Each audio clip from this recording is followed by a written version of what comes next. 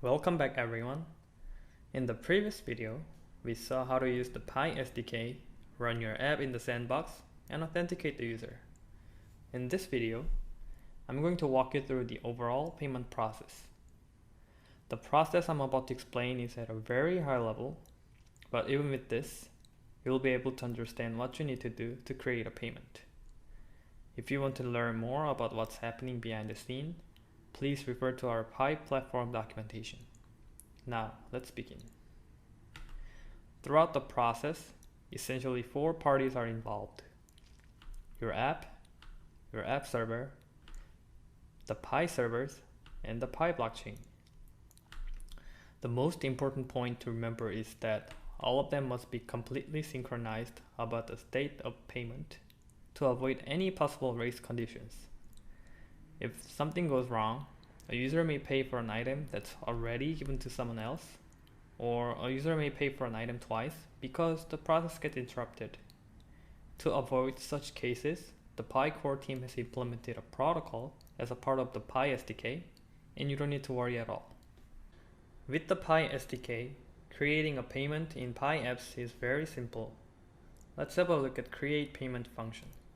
It takes 2 arguments, which are a payment data object and an object of callback functions.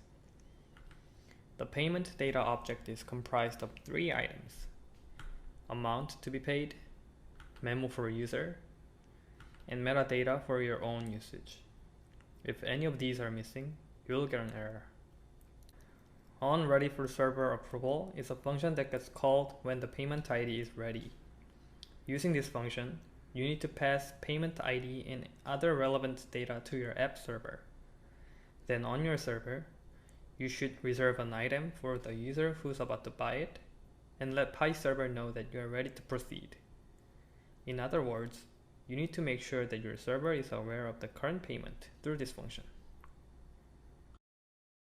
OnReadyForServer completion is a function that gets called after the blockchain transaction has been submitted to the Pi blockchain. Your job is again to pass any relevant data to your app server. On your server, you can verify the payment and deliver the item that was reserved for the user. In the end, you should complete the payment by letting Pi server know that you have received the payment and delivered the item. The other 2 functions are onCancel and onError functions. As their name suggests, they are functions that will be invoked when the payment gets cancelled and when an error occurred. Let's not forget about onIncompletePaymentFound function that we saw in the previous video. To remind you, this function is in charge of completing any incomplete payment. You might be wondering why you need to implement this function. There's a chance that a payment process gets interrupted unexpectedly. A user might lose the internet connection, the app might crash, or the server might not respond. If the payment process fails before a user pays, then it's fine. The user just needs to start the process again. Of course, you need to clean up the stale orders on your server. But what if the user already paid and all of a sudden the process ends without being completed gracefully? That's where this function comes in and plays the role. The Pi SDK will detect such payment when the user is authenticated and when a user tries to make a new payment. And if it finds an incomplete payment, it will request your app to complete the payment. Okay, so we are going to implement the functions in a minute. But there's one more step you can't forget, which is obtaining the API key. Assuming that you have registered your app on the developer portal, let's generate the API key if you haven't done yet. Select your app at the bottom, and if you tap on the Get API Key button, you can create a new key. Save the key before you close the window.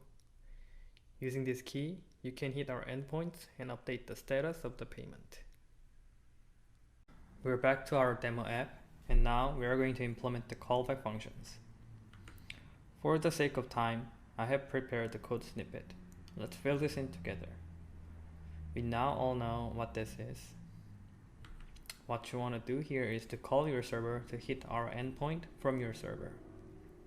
Keep in mind that this /approve is just an arbitrary route I'm using as an example. Again, to complete the payment, you need to call your server to hit our endpoint. The last two functions are for your own usage.